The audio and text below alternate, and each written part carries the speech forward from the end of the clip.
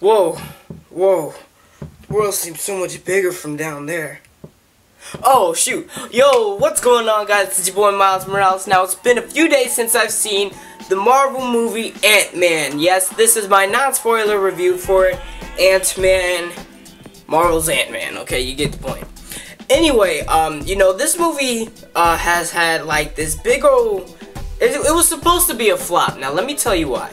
Edgar Wright, who was supposed to be this amazing director who was working on it for years and years, and pitched it to Marvel. Marvel loved it, so they were developing this movie until, you know, Edgar Wright had like a, you know, a little fistty fight with Marvel, and he left. So, you know, you just have this project who's just sitting there, you know, AntMan, and then, you know, Peyton Reed, the director of this movie, of course, comes in, you know, I'll pick it up, you know, I'll do AntMan since nobody else will. So then now we have AntMan.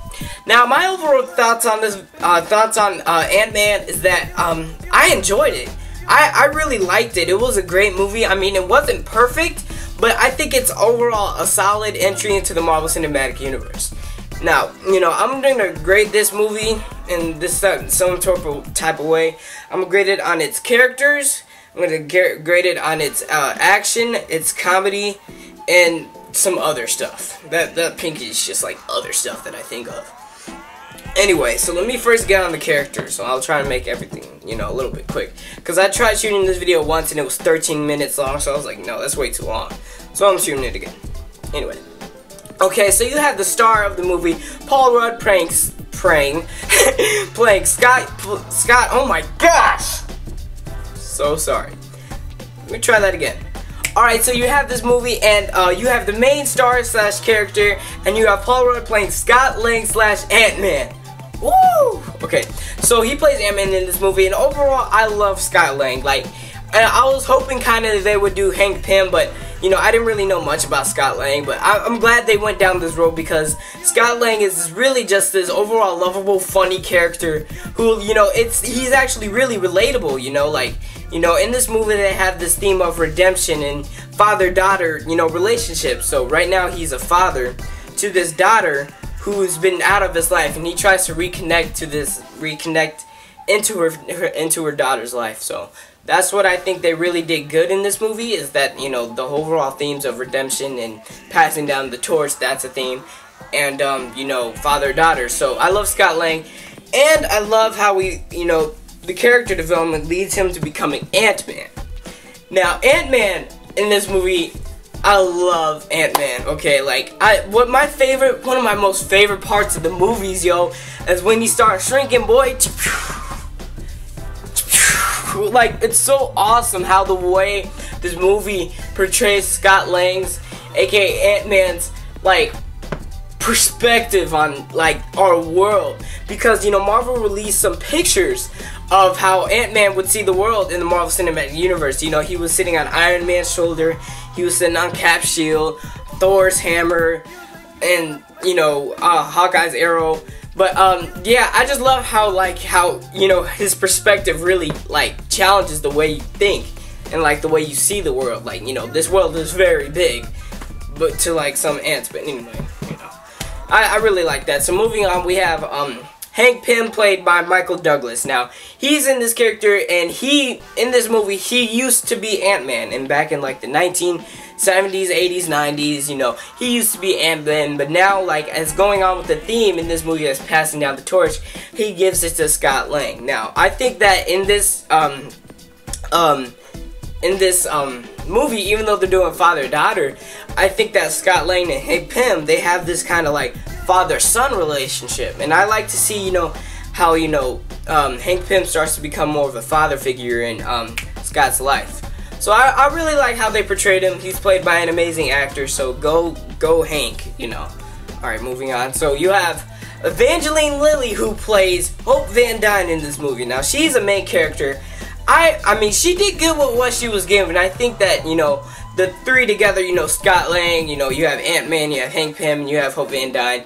You know, all she really wants to do in this movie is just, you know, get in the battlefield and, you know, just get in, you know. She wants to wear the suit, she wants to, you know, help and just be a hero. But, you know, because of what's his face, Hank Pym, being her father, you know, he's not gonna let that happen, you know, get in the way of what's happened. Can't let your daughter die, Hank. Anyway. Yeah, I really liked her character. She was a strong, you know, female character. Another female character in the Marvel Cinematic Universe. It's just about time until we get a solo female film. Captain Marvel. And this movie has so many Easter eggs in which I loved. And I just love, like, you spot all the different Easter eggs and I love it. But anyway. Moving on now. Here's the more supporting cast. Now, here what I'm about to talk about is Scott Lang's friends. So you have Luis, played by Michael Pena, and there's the two other people. There's the one black dude and there was the one white British dude. Now, I think Michael Pena, his comedic timing, he was really good. He was like perfect. Like I usually never laugh in movie theaters unless I'm watching a Marvel movie, of course.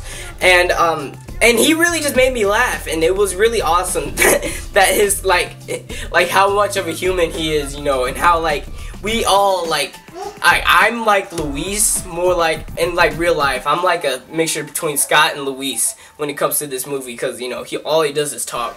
And what do I do on my YouTube channel? I talk. I try and make jokes, but you know half of them are lame anyway. Anyway, yeah, I really liked him in this movie. He was like Scott's friend, and you know they really have a brother relationship or whatever. So then there's the other two people, and I think the movie could have been fine without them. I mean they did contribute a little bit to the plot, but other than that, I think they were just unnecessary. Now, alright, now that's good with the characters. So I just want to move on to, action. The action in this movie is awesome. Like I said, how they portrayed the action in this movie with, the perspective that Scott Lang is in. And the villain, Darren Cross, I'll get on him later. But Yellow Jacket, the way AntMan and Yellow Jacket go at it, you just look at it and you're like, whoa, that is awesome. And, I really love the action. I mean, it's not really much action. More, it's just, what AntMan can do. And that's really, action itself. Anyway, I love that, action comedy. Comedy in this movie is really big. You can see it in the trailers. You can see it in the TV spots. What I think is they overall did a good job on the comedy. I mean, the comedy, it made me laugh. It made me laugh, which is actually a thing because I barely laugh in movie theaters. But there was this one time where I was just rolling, dude. It was hilarious. So, yeah, I just think the comedy was really good. And that other Pinky I was talking about is the movie, like I said, the movie is not perfect. You had, one of the biggest problems this movie had, the two biggest problems it had with me, is that my first problem is that it really didn't have a villain. Now, Marvel Cinematic Universe villains sometimes, most of the time, aren't really that strong a villain. You had, so many different villains in the Marvel Cinematic Universe cinematic. But I think this one, it was just really, it wasn't fleshed out, it wasn't, developed. And he was just the most generic villain you could ever think of. And I know that I'm not alone on this opinion. There's many people who think that Darren Crosser was not really the best villain he could have been. But now I think, if he sticks around, then, I guess he could do a little better. But other than that, he wasn't that good. And the other thing is that the way this movie starts out. Now, I'm not going to spoil anything, but if I'm just going to come around and be honest opinion on my channel, I'm going to say this movie starts out pretty dumb. Yeah. And there's a cool flashback scene in the beginning, like the first scene. But after that, the movie, it just becomes dumb and slow.